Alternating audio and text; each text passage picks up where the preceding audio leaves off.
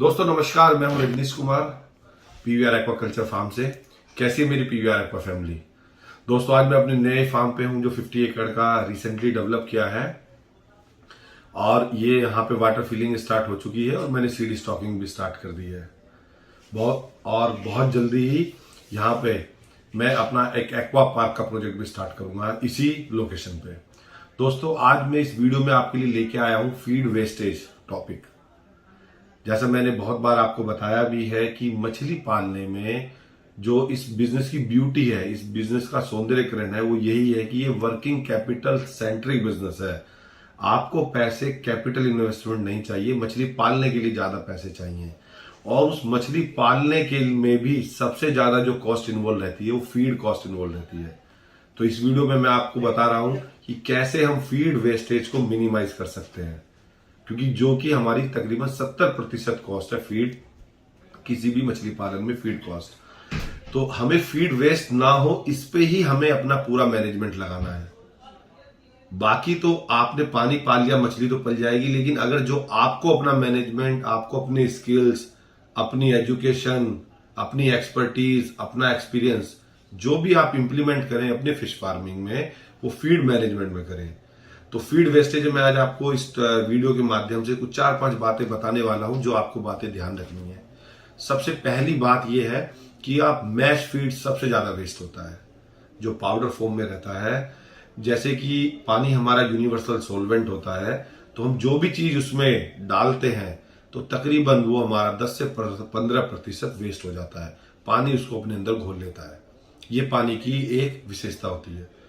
तो ऐसा फार्मरों की काफी सारी स्टडीज और जो बहुत ही हाई लेवल पे फार्मिंग करते हैं मोर देन 200,000 एकड़ में, उनका अपना स्टैटिस्टिक और एनालिसिस एक्सपीरियंस तकरीबन 30 से 35% फीड, अगर आप मैश फीड यूज कर रहे हैं, पाउडर फॉर्म में यूज कर रहे हैं, तो वो ड्यूरिंग लोडिंग, अनलोडिंग और फीडिंग तीनों वर्टिकल से मिला के वेस्ट हो जाता है।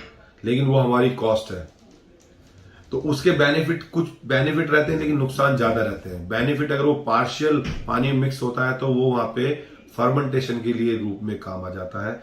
लेकिन सबसे बड़ा नुकसान उसका क्या होता है कि वो सारा फीड नीचे जाके बॉटम में सेटल डाउन हो जाता है वाटर बॉडी के, और फिर आपको वो बॉटम क्लीन करने के लिए अगेन आपको वहां पे काम करना पड़ेगा। वो वहां पे अमोनिया बनाएगा जो कि मछलियों के लिए बहुत ही हानिकारक है। तो हमें सबसे पहले देखना है कि मैश फीड वो कैसे अवॉइड करें। दूसरा हमारा फीड वेस्टेज होता है सिंपली कि हम कौन सी प्रजाति की मछली पाल रहे हैं। अगर हमने आईएमसी पाली है और कैटफिश पाली है, हम अगर उन दोनों में कंपेयर करते हैं तो जो आईएमसी है वो कम फीड वेस्ट करती है और जो आपकी कैटफिश रहती है वो अटैकर रहती है। आईएमसी के केस में भी रहू कतला का भी आप डिफरेंशिएट कर सकते हैं। तो हमें फीड वेस्टेज पे बहुत बड़ा फोकस रखना है। मैश फीड अगर आप यूज कर रहे हैं तो आप बड़े ही प्रिकॉशनरी करें। लोग बात दूसरा पॉइंट जो बैग फीडिंग करते हैं,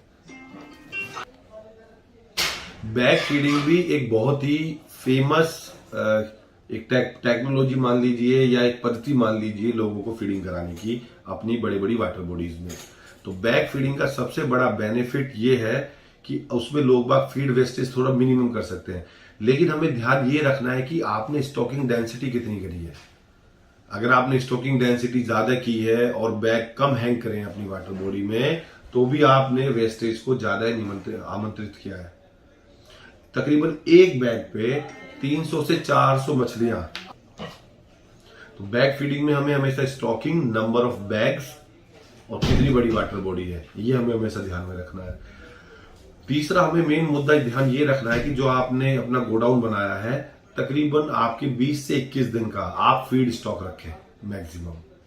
क्योंकि आप जितना ज्यादा फीड स्टॉक रखते हैं वो भी कहीं ना कहीं हमारा फीड वेस्टेज के ही कैटेगरी में हम काउंट करेंगे, क्योंकि फीड कंपनियां मैन्युफैक्चरिंग तो कर ही रही हैं। आप जितना ज्यादा स्टॉक करते हैं उतने आपको उसको रैट से बचाना है, उसको प्राकृतिक बारिश से बचाना है, बड़ा गोडाउन बनाना है। तो ये सारी चीजें भी आपका एक हर्डल हो सकती हैं, क्योंकि आपने अगर ज्यादा फीड मंगा लिया अपने फार्म पे और उसे प्रॉपर यूज नहीं कर पा रहे, क्योंकि फीड एक्सपायरी डेट नहीं होती, लेकिन किसी भी खाने की चीज पे बेस्ट बिफोर लिखा होता है। तो फीड हमारा जनरली 6 मंथ्स का के लिए बहुत अच्छा रहता है। उसके बाद उसकी न्यूट्रिशनल वैल्यू उसकी पोषकता आहार वैल्यू कम होने लगती है। तो हम अपने गोडाउन में फीड मैक्सिमम 2 से 3 हफ्ते का स्टॉक रखें, उसका रोटेशन बना के रखें। हम फीड वॉल्यूम में परचेज ना करें, हम छोटे अमाउंट में फीड परचेज करें और ग्रेजुअली और धीरे धीरे as per hour fish requirement, जैसे जैसे फिश का बायोमास बढ़ेगा तो फीड की हमारी रिक्वायरमेंट बढ़ेगी, तो हम उसे ज्यादा परचेज कर लेंगे। तो ये 3-4 बातें आप अपनी हमेशा ध्यान में रखें कि फीड वेस्ट किसी भी कारण से ना हो। आप एक जगह ही फीड को ना अपने वाटर बॉडी में डालें, उसको पूरा ब्रॉडकास्ट, उसको जगह जगह मल्टीपल लोकेशन पे डालें। तो उससे क्या होगा कि आपका फीड वेस्टेज नहीं होगा। बहुत सारे बंदे क्या करते हैं कि टब्स में फीड रखते हैं, जो एक अच्छी पत्ती है मछली को दाना खिलाने के लिए, लेकिन आपको ये पता होना, सब सारी बातें घूम फिर के आती है कि आपने स्टॉकिंग डेंसिटी कितनी करी है। आपने 1 एकड़ में अगर 1 टब में खाना रख दिया है तो 100% उसमें से वेस्ट होगा ही होगा। आप same quantity of feed 2-3 location पे रखें तो सारी मछलियों को खाना भी प्रॉपर मिलेगा, वेस्ट भी नहीं होगा। तो आपसे सबसे मेरा अनुरोध है अपने किसान भाई और एंटरप्रेन्योर से कि ज्यादा से ज्यादा कमेंट करो, लाइक करो और बेसिक इंफॉर्मेशन सारे फार्मर्स के पास पहुंचे। क्योंकि मैंने बहुत सारे फार्म्स विजिट करे हैं कि वो उनको कल्चर तो करना है 5000 मछलियों का और उन्होंने फीड एकदम बहुत ही वॉल्यूम में परचेस कर लिया, या दूसरा जिस फीड की कोई रिक्वायरमेंट नहीं थी वो फीड परचेस कर लिया है। तो फीड पे ही आपको सबसे ज्यादा फोकस करना है। बने रहिए अपने पीवीआर एक्वा यूट्यूब चैनल पर और जानते रहिए छोटी से छोटी और बेसिक बातें। धन्यवाद।